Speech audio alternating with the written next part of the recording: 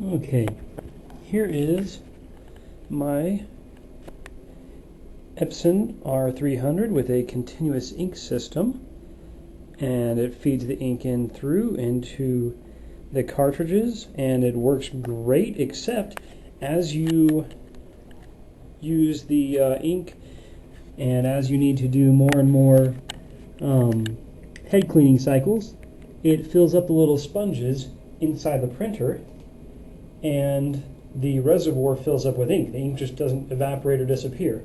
So you have to have the printer serviced at some point, or you can do the common hack, which is to pull the tube out from in here and have it empty into a small container. And the first thing that I do whenever I'm working on anything with this much ink is put on some rubber gloves. And because we are doing this very cheaply and easily, I'm going to use as many horrible long tools for the job as I can. I'm using a Swiss Army knife, a bent paper clip, and a little container that I bought at Walmart for $1.50 for about 3 of them. First thing I'm going to do is undo this screw down here. I've never done this. I'm going off pictures on the internet. The internet hasn't lied to me yet, so hopefully this will work out. The screw moves as you unscrew it, so I'll just hold that piece in. And now take the screw out. Maybe push in there. Now I can't get that out. I'll use the screw to push in there, pop the top out, and pull it out. It's kind of a strange piece. And let's see if I actually see the little tube that they're talking about. This is the first time I've opened this up. I do not see at all what they are describing on the internet. So I'm going to go back through, read what it says. They are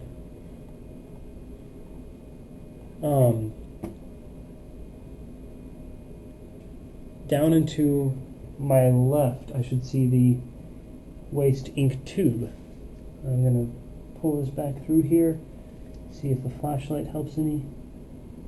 I do. It is very far down in there. So let's see if this paper clip will reach. It may or may not. Hopefully, even though most of the stuff that I'm doing is way down here where you can't see it, it may still be useful. Because it's a round tube, I'm just going to take my screwdriver, wrap it around the edge a little bit to make a nice smooth hook at the end. Pull my flashlight up again and try and reach it down in there. Now, this is too long. I'm going to straighten it out again and go at the very tip of it.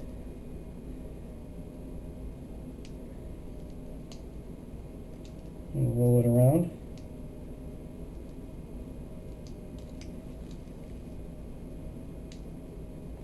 There.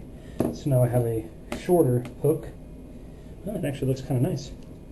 I'm going to reach down here to the left, hook it under. Looks like I've got it. It's going to take some working. And a paper clip may not have been the best choice.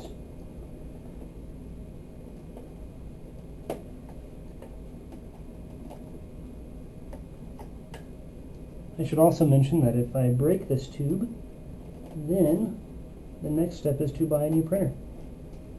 Maybe a Canon next time.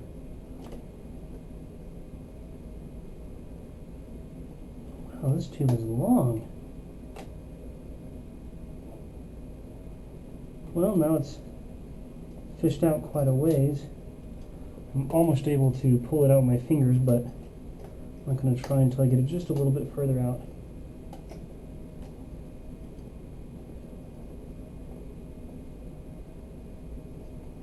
Okay, now it's coming out quite a ways. I don't know how this is going to focus, but maybe you can see down inside there. It's not going to focus very well at all, but there is a small tube down into the left, right in there. That's what we're trying to get out. So I'm going to set it back here. Yeah, I'm trying really hard not to use any real tools because the point of this whole expedition is to be as frugal as possible. There we go. Now it's coming out. And now I'm even more glad that I laid down a little bit of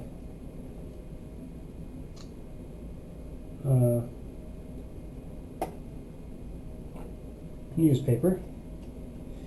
This is very messy. It's actually fairly clean considering the fact that ink comes out of the tube, but there's going to be a couple of droplets that are still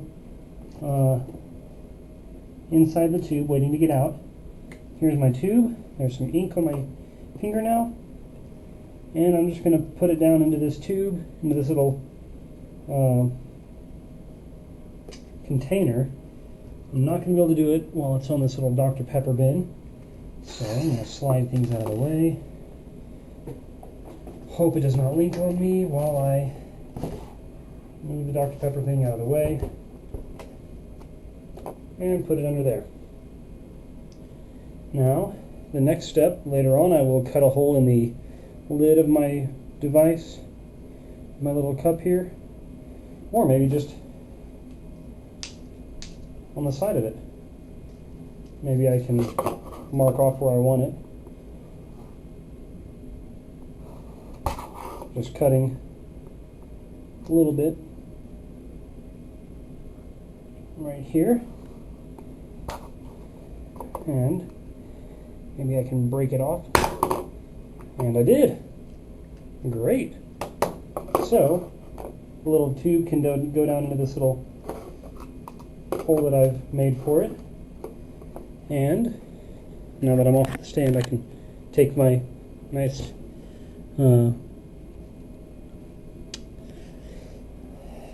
camera stand here and just put it on top on these sides. Yeah, let's see if I can even get it. Yeah, I can close it completely. I'm going to have to shave off part of the plastic here. A lot of people are shaving off part of this. I will probably shave off part of this, the case itself, just because right now my little catching container does not quite reach the ground, but that's just because of me not measuring beforehand. So the ink will now come out through that tube into this little container. Now, while I am still in on top of some newspaper right here, in fact, I think what I'll do is slide the newspaper out to where it is covering underneath where the tube comes out. Double checking, there's quite a bit. There's about the length of this little piece of plastic of tube coming out into this, so that looks good. I'm going to pull out the USB cable, see if it'll reach all the way over here. Plug it back in. If anyone else has the same problem, these are, oh, it actually snaps in pretty quickly. I'll turn the printer back on.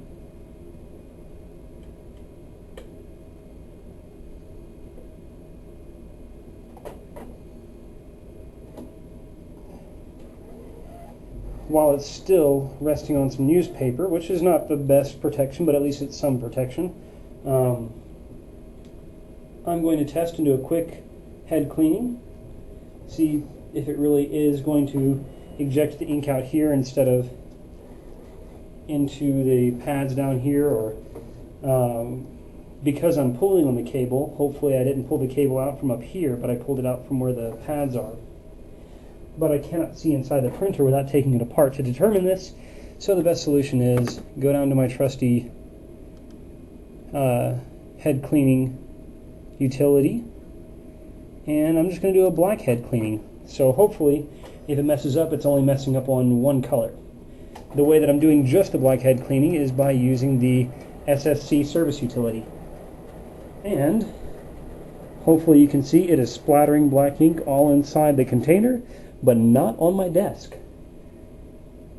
And that's quite a bit of ink. And it's still doing it. So this is very interesting to actually get to see how much it's using and what's going on. It works. My next step is going to be, once this dries, to cut a groove inside the case below where the tube is, screw the little back plate back on behind it. This will just snap into place right there, and it should rest flush with the printer. And if I'm smart, maybe I'll put some kind of band. I'll unscrew this a little bit, put a piece of plastic inside there that can wrap all the way around to hold this plastic piece tightly to the printer, so if I move the printer, I don't accidentally have the tube spraying out all over the place.